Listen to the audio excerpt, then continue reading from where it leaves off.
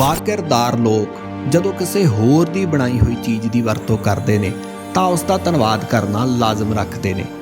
ਤੁਸੀਂ ਇਸ ਵੀਡੀਓ ਨੂੰ ਜਿੱਥੇ ਵੀ ਵੇਖ ਰਹੇ ਹੋ ਤੁਹਾਡੇ ਨਜ਼ਦੀਕ ਬਲਬ ਜ਼ਰੂਰ ਹੋਵੇਗਾ। ਜਗਦਾ ਜਾਂ ਬੁਝਦਾ ਕੋਈ ਫਰਕ ਨਹੀਂ ਪੈਂਦਾ, ਬਲਬ ਹੀ ਹੁੰਦਾ ਹੈ। ਉਸ ਲਾਟੂ ਨੂੰ ਵੇਖੋ ਅਤੇ ਮਾਨੀ ਮਨ ਥਾਮਸ ਐਡੀਸਨ ਦਾ ਧੰਨਵਾਦ ਜ਼ਰੂਰ ਕਰੋ,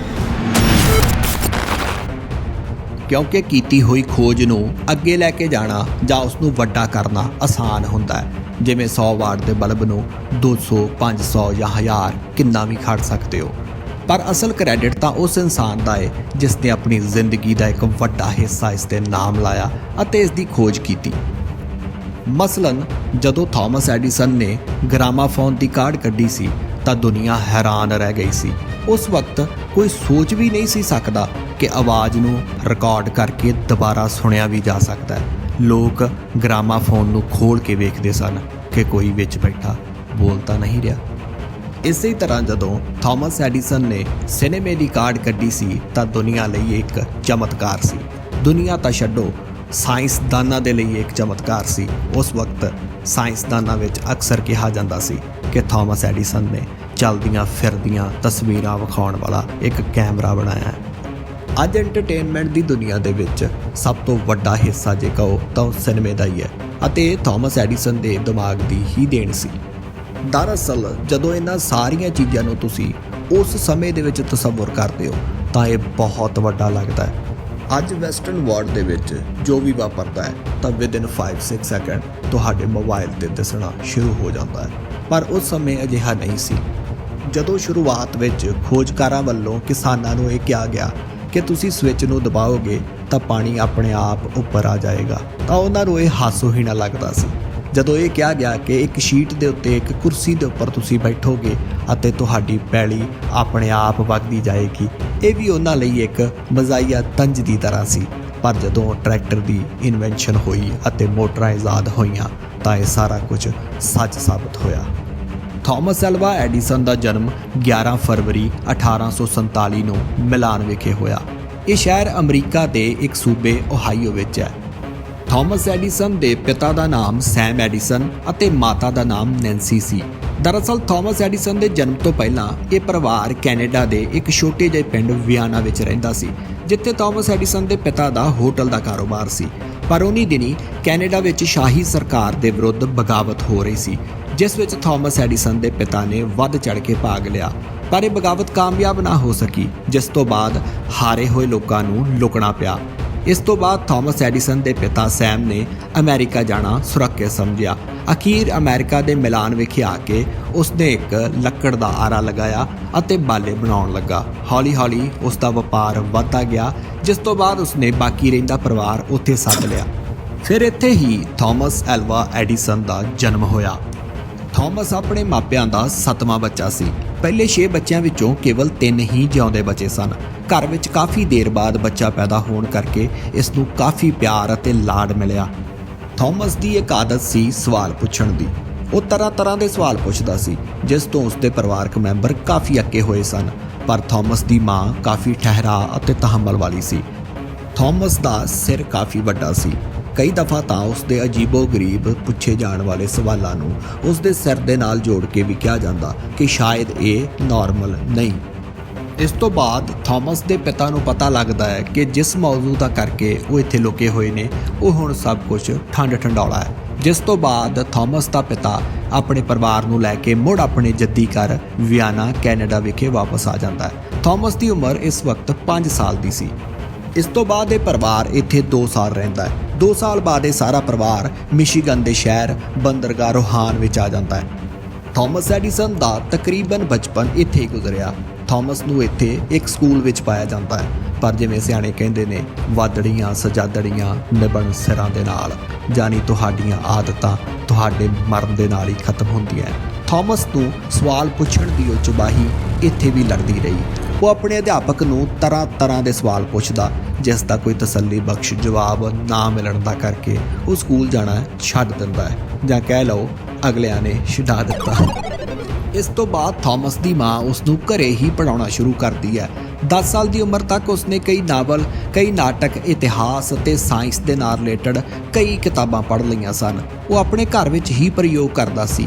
ਤੁਸੀਂ ਹੈਰਾਨ ਹੋਗੇ ਕਿ ਮਹਿਜ਼ 11 ਸਾਲ ਦੀ ਉਮਰ ਵਿੱਚ ਉਸਨੇ ਟੈਲੀਗ੍ਰਾਫ ਸੈੱਟ ਬਣਾਉਣ ਦੀ ਕੋਸ਼ਿਸ਼ ਕੀਤੀ ਸੀ, ਪਰ ਇਸ ਕੰਮ ਲਈ ਉਸ ਨੂੰ ਪੈਸੇ ਦੀ ਲੋੜ ਸੀ। ਇਸ ਲਈ ਉਸਨੇ ਆਪਣੇ ਘਰ ਦੇ ਪਿਛਲੇ ਪਾਸੇ ਸਬਜ਼ੀਆਂ ਉਗਾਉਣੀਆਂ ਸ਼ੁਰੂ ਕੀਤੀਆਂ।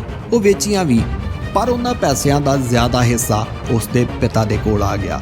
ਇਸ ਤੋਂ ਬਾਅਦ ਪੈਸੇ ਦੀ ਕਮੀ ਕਰਕੇ ਐਡੀਸਨ ਨੂੰ 12 ਸਾਲ ਦੀ ਉਮਰ ਵਿੱਚ ਰੇਲਵੇ ਸਟੇਸ਼ਨ ਤੇ ਅਖਬਾਰ ਵੇਚਣ ਦਾ ਕੰਮ ਕਰਨਾ ਪਿਆ। ਇਸ ਮੌਕੇ ਦਾ ਵੀ ਫਾਇਦਾ ਚੁੱਕਦਿਆਂ ਹੋਇਆ ਉਸਨੇ ਹੌਲੀ-ਹੌਲੀ ਰੇਲ ਗੱਡੀ ਵਿੱਚ ਫਲ, ਸੈਂਡਵਿਚ ਅਤੇ ਮਠਿਆਈਆਂ ਵੇਚਣੀਆਂ ਵੀ ਸ਼ੁਰੂ ਕਰ ਦਿੱਤੀਆਂ। ਗੱਡੀ ਵਿੱਚ ਹੀ ਉਸਨੇ ਇੱਕ ਪ੍ਰਯੋਗਸ਼ਾਲਾ ਵੀ ਬਣਾਈ ਹੋਈ ਸੀ।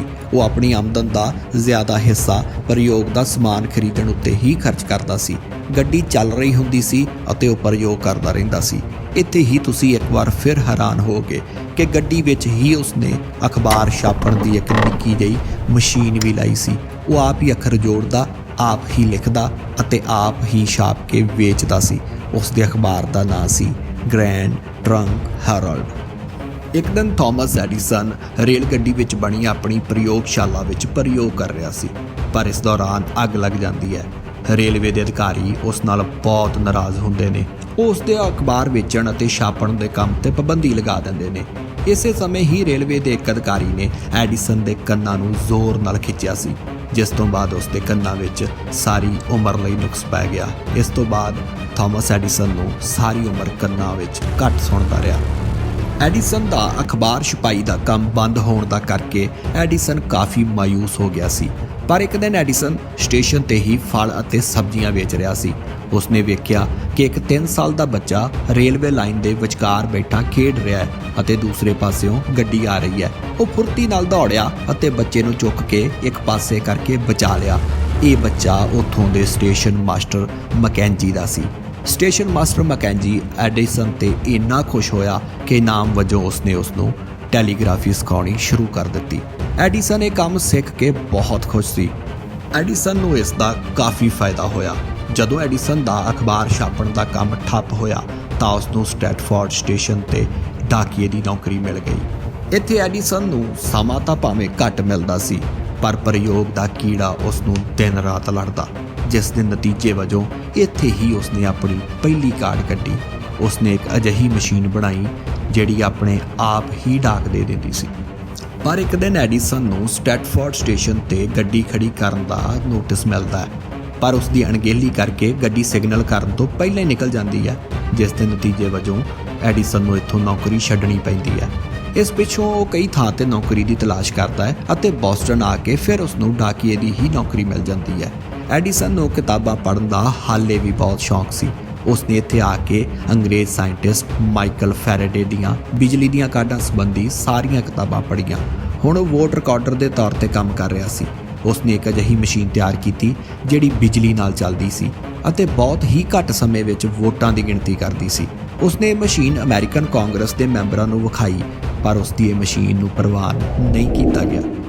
ਐਡੀਸਨ ਹੋਰ ਵੀ ਕਾਫੀ ਤਜਰਬੇ ਕਰਨਾ ਚਾਹੁੰਦਾ ਸੀ, ਪਰ ਇਸ ਕੰਮ ਲਈ ਉਸ ਨੂੰ ਪੈਸੇ ਦੀ ਲੋੜ ਸੀ। ਉਸਨੇ ਬੋਸਟਨ ਵਿੱਚੋਂ ਨੌਕਰੀ ਦਾ ਅਸਤੀਫਾ ਦਿੱਤਾ ਅਤੇ ਨਿਊਯਾਰਕ ਚਲਾ ਗਿਆ। ਐਡੀਸਨ ਨਿਊਯਾਰਕ ਤਾਂ ਚਲਾ ਗਿਆ, ਪਰ ਇੱਥੇ ਆ ਕੇ ਉਸ ਨੂੰ ਕਾਫੀ ਤੰਗੀ ਦੇ ਦਿਨ ਕੱਟਣੇ ਪਏ, ਕਿਉਂਕਿ ਐਡੀਸਨ ਆਪਣੇ ਸਾਰੇ ਪੈਸੇ ਪਹਿਲਾਂ ਹੀ ਪ੍ਰਯੋਗਾਂ ਦੇ ਕੰਮ ਵਿੱਚ ਖਰਚ ਚੁੱਕਾ ਸੀ। ਇੱਥੇ ਆ ਕੇ ਉਹ ਭੁੱਖਾ ਪਿਆਸਾ ਕਈ ਦਿਨ ਨਿਊਯਾਰਕ ਦੀਆਂ ਗਲੀਆਂ ਵਿੱਚ ਫਿਰਦਾ ਨੌਕਰੀ ਲੱਭਦਾ ਰਿਹਾ। ਅਖੀਰ ਐਡੀਸਨ ਫਰੈਂਕਲਿਨ ਪੌਪ ਕੋਲ ਜਾਂਦਾ ਹੈ, ਜਿਹੜਾ ਨਿਊਯਾਰਕ ਵਿੱਚ ਗੋਲਡਨ ਸਟਾਕ ਇੰਡੀਕੇਟਰ ਕੰਪਨੀ ਵਿੱਚ ਕੰਮ ਕਰਦਾ ਸੀ ਅਤੇ ਇੱਕ ਮਾਹਰ ਅਤੇ ਟੈਲੀਗ੍ਰਾਫ ਇੰਜੀਨੀਅਰ ਵੀ ਸੀ। ਇਹ ਕੰਪਨੀ ਦਲਾਲਾਂ ਵੱਲੋਂ ਮੰਡੀਆਂ ਦੇ ਭਾਅ ਡਾਕ ਰਾਹੀਂ ਭੇਜਣ ਦਾ ਕੰਮ ਕਰਦੀ ਸੀ।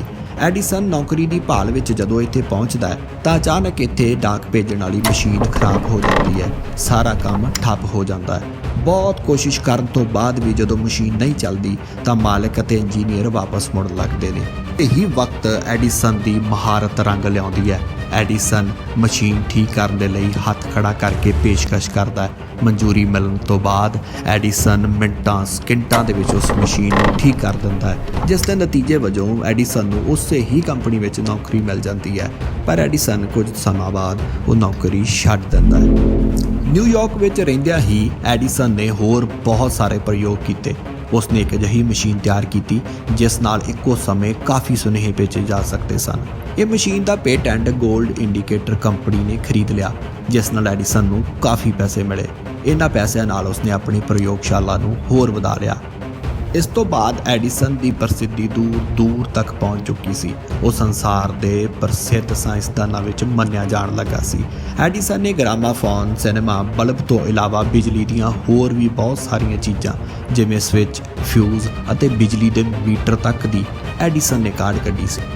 ਬਲਬ ਦੀ ਖੋਜ ਦੇ ਦੌਰਾਨ ਐਡੀਸਨ ਨੂੰ 1000 ਵਾਰ ਫੇਲ ਹੋਣਾ ਪਿਆ ਸੀ, ਪਰ ਜਦੋਂ ਥਾਮਸ ਐਡੀਸਨ ਨੂੰ ਇਸ ਬਾਰੇ ਪੁੱਛਿਆ ਗਿਆ ਤਾਂ ਉਹਨਾਂ ਨੇ ਬੜਾ ਖੂਬਸੂਰਤ ਜਵਾਬ ਦਿੱਤਾ। ਥਾਮਸ ਐਡੀਸਨ ਨੇ ਕਿਹਾ ਕਿ ਮੈਂ 1000 ਵਾਰ ਫੇਲ ਨਹੀਂ ਹੋਇਆ, ਮੈਂ 1000 ਐਸੇ ਤਰੀਕੇ ਸਿੱਖੇ ਨੇ ਜਿਨ੍ਹਾਂ ਦੇ ਨਾਲ ਬਲਬ ਨਹੀਂ ਬਣਦਾ। ਖੈਰ, ਥਾਮਸ ਐਡੀਸਨ ਆਪਣੀ ਅਖੀਰਲੀ ਉਮਰ ਤੱਕ ਪ੍ਰਯੋਗ ਕਰਦੇ ਰਹੇ। ਭਾਵੇਂ ਕਿ ਸ਼ੁਰੂਆਤੀ ਦੌਰ ਦੇ ਵਿੱਚ ਉਹਨਾਂ ਨੇ ਪੈਸੇ ਵੱਲੋਂ ਕਾਫੀ ਤੰਗੀ ਵੇਖੀ, ਪਰ ਅਖੀਰਲੇ ਦਿਨਾਂ ਵਿੱਚ ਉਹਨਾਂ ਨੂੰ ਕਾਫੀ ਪ੍ਰਸਿੱਧੀ ਮਿਲੀ। ਜਦੋਂ 18 ਅਕਤੂਬਰ 1931 ਨੂੰ ਥਾਮਸ ਐਡੀਸਨ ਦੀ ਮੌਤ ਹੋਈ ਤਾਂ ਸਾਰੀ ਦੁਨੀਆ ਬਿਜਲੀ ਦੀ ਰੌਸ਼ਨੀ ਨਾਲ ਜਗਮਗ ਕਰ ਰਹੀ ਸੀ। ਬਿਜਲੀ ਦੀ ਰੌਸ਼ਨੀ ਵਾਂਗ ਹੀ ਇਸ ਮਹਾਨ ਵਿਗਿਆਨੀ ਦਾ ਨਾਂ ਦੁਨੀਆ ਵਿੱਚ ਹਮੇਸ਼ਾ ਰੌਸ਼ਨ ਕਰਦਾ ਰਹੇਗਾ। ਧੰਨਵਾਦ।